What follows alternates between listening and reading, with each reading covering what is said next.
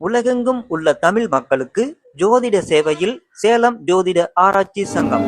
தமிழ் உலகின் ஜோதிட ஜோதி, சேலம் ஆன்லைன் அஸ்ட்ரோ டிவி.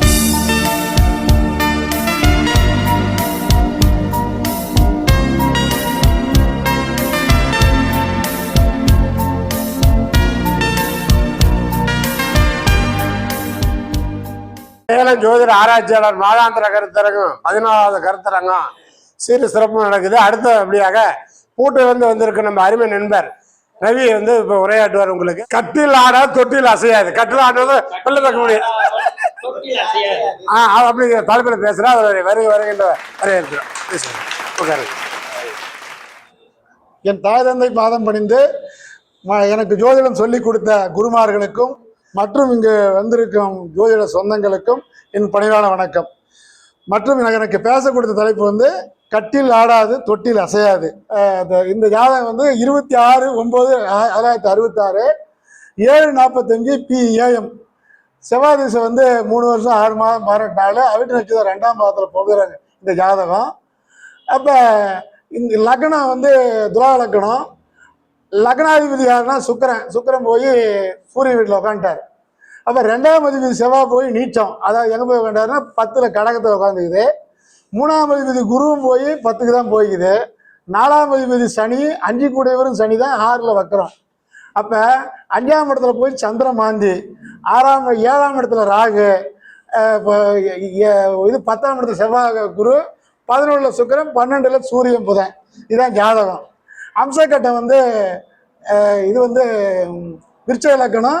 லக்கணத்தில் ராகு, தனுசுல சுக்கிரன், கும்பத்தில் செவ்வாய், மீனத்தில் சூரியன், ரிஷபத்தில் கேது, மிதுனத்தில் மாந்தி, கடகத்தில் புதன் சனி, சிம்மத்தில் குரு, கன்னியில் சந்திரன். இதுதான் அம்சக்கட்டம். அப்போ இந்த ஜாதகத்தில் என்ன கணக்குன்னா, ஒரு மனிதனுக்கு லக்ன புள்ளி பலமாக இருந்தால் தான் அவனுக்கு உயிர்காரங்க வேலை செய்யும். அப்போ லக்ன புள்ளி செவ்வாய்க்காலு, செவ்வாய் நீச்சம் ஆச்சுங்களா. அப்போ செவ்வாய் சித்திரை 4ஆம் பாதம் வாங்கிடுச்சு. அப்போ லக்ன புள்ளி கெட்டி போச்சு. அப்போ பேச்சுக்கு மரியாதை இல்லை அப்படின்னு ஒரு அர்த்தம். அப்போ வீடு கொடுத்தவர் யாருன்னாக்கா, அதாவது அந்த செவ்வாய்க்கு வீடு கொடுத்தவர் சந்திரன் 8ல் போய் மறைவு, அது ஒரு கணக்கு. லக்னத்தில் கேது இருந்து கேது குருக்கால் வாங்கி 3ஆம் இடத்தா போயிடுச்சு. அப்போ லக்னத்தில் கேது இருந்தாவே காவி வேட்டி, ஆன்மீக சிந்தனை, பிறருக்காக உழைப்பார், ஆனால் தனக்காக உழைக்க மாட்டாங்க.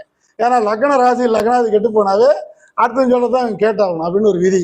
அப்போ 2ஆம் ஆதி செவ்வாய் நீச்சம் பெற்று குடும்பம், குழந்தை, பணம், படிப்பு, நல்ல குடும்பம் அமையாது ஆச்சுங்களா.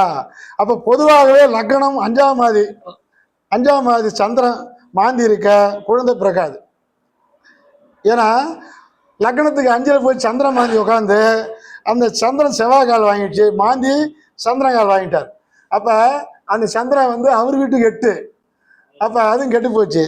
அப்போ 5ஆம் ஆதி சனி பகவான் 6ல் போய் மரபு வக்கரம். அப்போ 5 கூடியவனும் அந்த ஸ்தானாதிபதியும் கெட்டுவிட்டார், அதுவும் போயிடுச்சு. அப்போ 5ஆம் ஆதி வக்கரம் பெற்று குழந்தை, காதல், குலதெய்வம், அருள் எதுவுமே இருக்காது ஆச்சுங்களா. அப்போ 5ஆம் ஆதி சனி மறைந்து லக்னத்துக்கு 7ஆம் ஆதி செவ்வாய் நீச்சம் பெற குழந்தை பிறக்காது, அது ஒரு பொது விதி. அப்போ சனி பகவானுக்கு 6, 8 உள்ள கிரகம் எப்பவுமே கெட்டுவிடும். பாவரத்து பாவரம் கெடுன்னு ஒரு விதி. லக்னாதியான சுக்கிரன் சூரியங்கால் வேதகம் வீட்டில் போய் உட்காந்துக்கிறாரு. அப்போ சுக்கிரன் தான் நம்மளுக்கு சுக்கிலன்னு அர்த்தம். சூரியன் வெள்ளை அணுக்கள், செவ்வாய் சிவப்பு அணுக்கள். அப்போ நெருப்பு ராசியில் போய் சுக்கிரன் உட்காந்தான்னா அவனுக்கு விந்து என்ன தண்ணி மாதிரி போயிடும். அப்போ அவனுக்கு ஆன்மத்தன்மை இருக்காதான்றான் ஜாதகத்துக்கு, அது ஒரு பொது விதி. அப்போ காமக்காரனான சுக்கிரன் சுகஸ்தானத்தை கொடுக்க மாட்டார். சூரியன் வீட்டில் இருக்கிறதுனால பாதக நிலைமை ஏற்படும். ஏன்னா துலாலக்கணத்துக்கு பாதக வீடு தான் அது. அப்போ பாதகத்தன்மையை கொடுக்கும். அப்போ காதல், மனைவி, குழந்தை, செல்வம் எல்லாம் அவுட்டு. அப்போ ஒவ்வொரு பெண்ணிற்கோ ஆணிற்கோ போகக்காரங்க தான் ராகு. அப்போ போகத்தை கொடுக்கக்கூடிய வீடு கொடுத்தவர் செவ்வாய் நீச்சம். அப்போ போகமும் அவனுக்கு இருக்காது.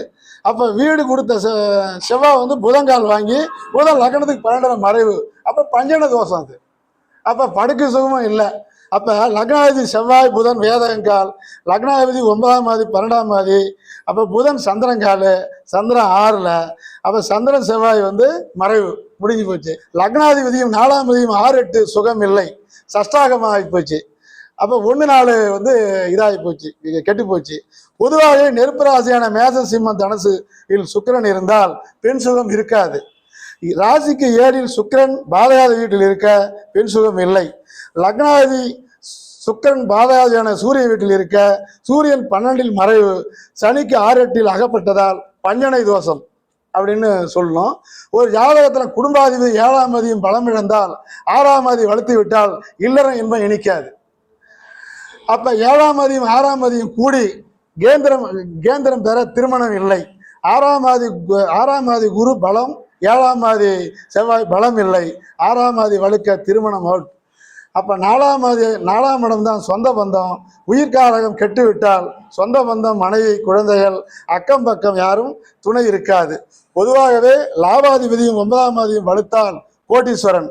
இந்த ஜாதகத்தில் லாபாதியும் 9ஆம் அதியும் லக்னத்துக்கு 12ல் மறைவு, வாழ்நாள் பூராவும் பண கஷ்டம், தத்திரம் உண்டு. 2-7 பலம் இழந்து 6ஆம் ஆதி வலுத்தால் குடும்பம் இல்லை. லக்னத்துக்கும் ராசிக்கும் 7ஆம் ஆதி மறையக்கூடாது பொதுவாகவே. அப்ப இந்த ஜாதகத்துல 1, 2, 4, 7, 5, 9 கெட்டு விட்டது. இதுவரை திருமணம் இல்லை. காமராஜர் தான். கேதுவுக்கு 6-8 உள்ள கிரகமும் யாவும் அடிபடும்.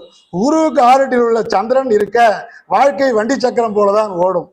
பொதுவாகவே சுக்கிரன் வீடு கொடுத்தவர் மறைவு, ராகுக்கு வீடு கொடுத்தவர் மறைவு, லக்னாதிக்கு வீடு கொடுத்தவர் மறைவு, குருவுக்கு வீடு கொடுத்தவர் மறைவு. துலா லக்னத்துக்கு குரு பாவர்.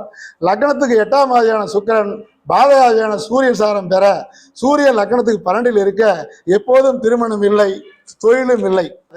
எந்த லக்னத்துக்கும் 5ஆம் அதிபதி மற்றும் குரு 2 கிரகமும் பகை நீச்சம் அஸ்தங்கம் பெற்றால் புத்திரபாக்கியம் கிடைப்பது அரிது என்று இதுவரை இவருக்கு திருமணம் இல்லை.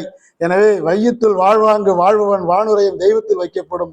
இந்த உலகத்தில் அறநெறி தவறாமல் இருந்தால் தெய்வத்துக்கு சமமாக மதிக்கப்படுவார் என்று எனக்கு இதுவரைக்கும் பேச கொடுத்த உங்களுக்கும், என இதுவரை கேட்டிருந்த யூடியூப் பார்த்த உங்களுக்கும் என்னுடைய நன்றி. அவர் பேசுகிற சப்ஜெக்ட் சிறப்பான சப்ஜெக்ட், சொன்ன கருத்து சிறப்பு. அது இன்னும் கொஞ்சம் பொறுமையாக சொன்னால் நல்லா இருக்குன்னு சொல்லி சங்கத்தை நமது இதுவாக அவருக்கே கௌரவிக்க வழிகிறோம். நம்ம சங்க சார்பாக அவரை கௌரவப்படுத்துகிறோம்.